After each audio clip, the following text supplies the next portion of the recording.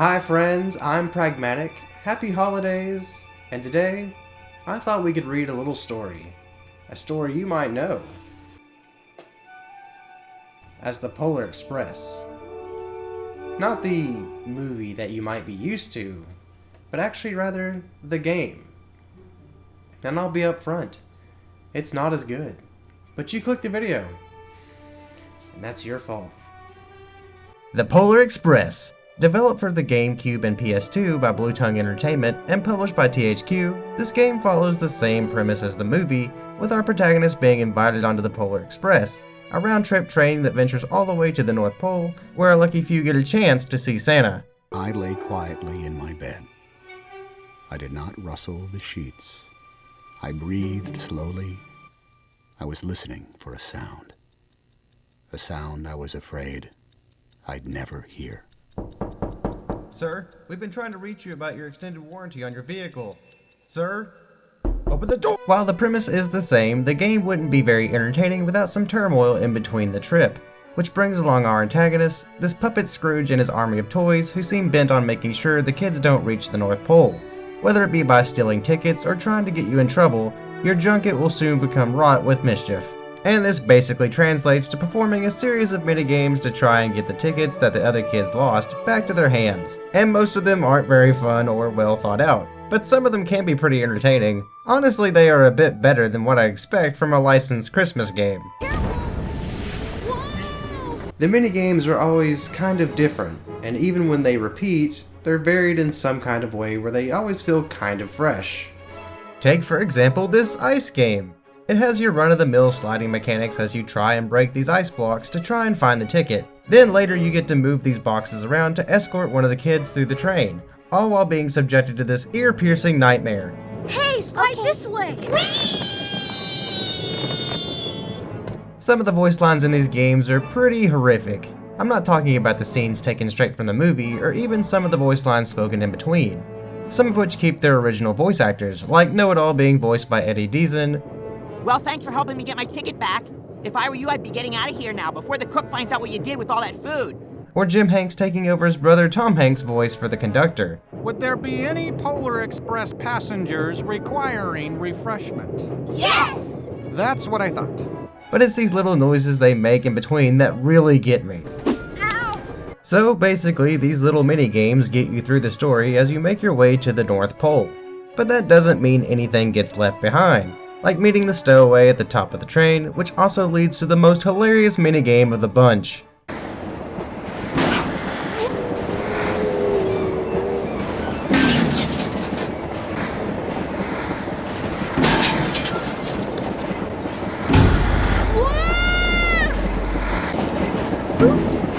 Jesus Christ, kid, you just got clotheslined by a rickety bridge, a train sign, and railway markers, all while traveling hundreds of miles via the top of a train, and all you can think to say is, oops! You either got knocked so hard that you'll be meeting God and Santa early, or you're made of metal. But after dealing with the outside the train shenanigans, it's back into the train for some more mini games and hot chocolate.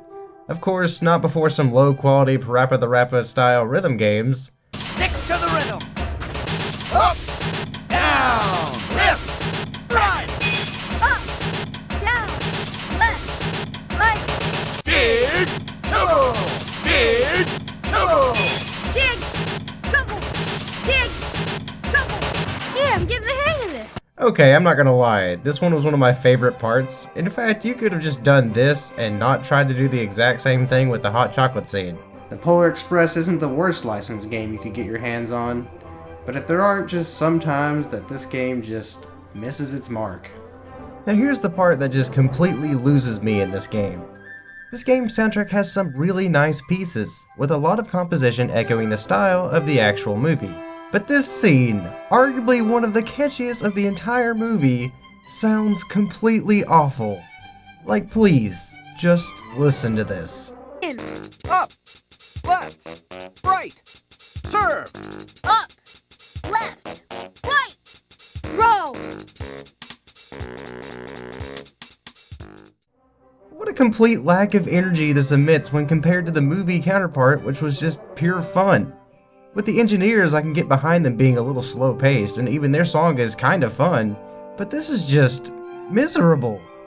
The conveyance of progress is a little misleading. Take for example the aforementioned top of the train run. The objective tells you to catch up with the conductor and your friend as you chase them.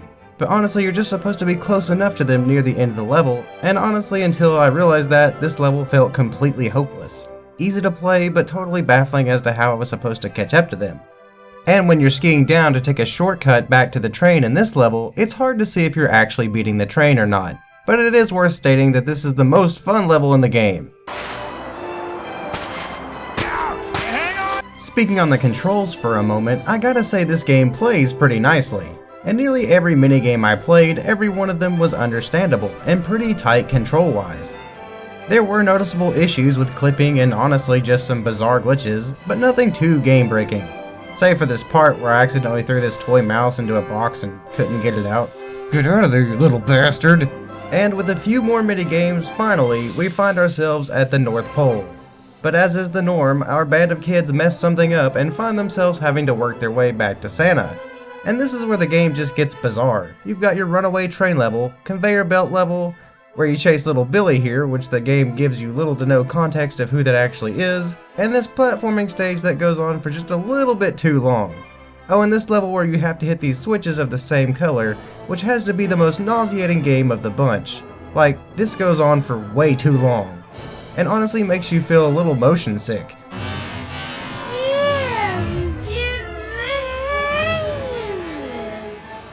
Stage 1 out of 6.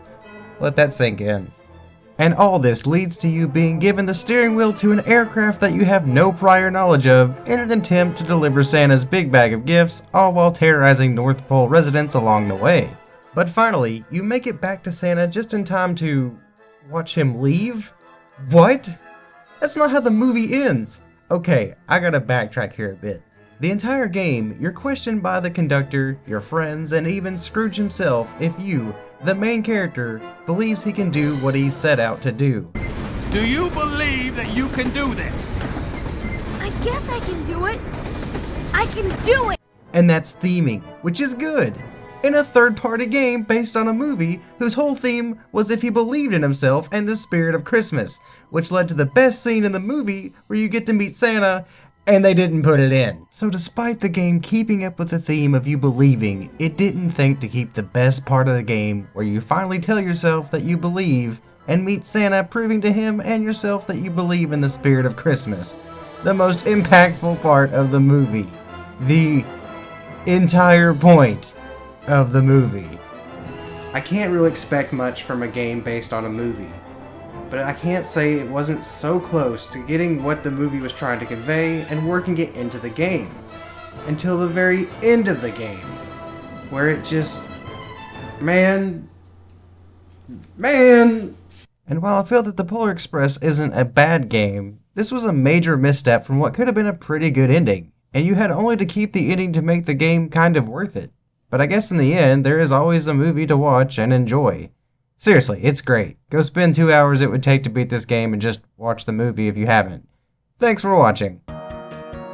Thanks for watching the video. How do you feel about the Polar Express? The movie or the game?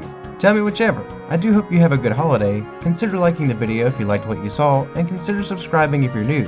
Have a great holiday, and keep it practical.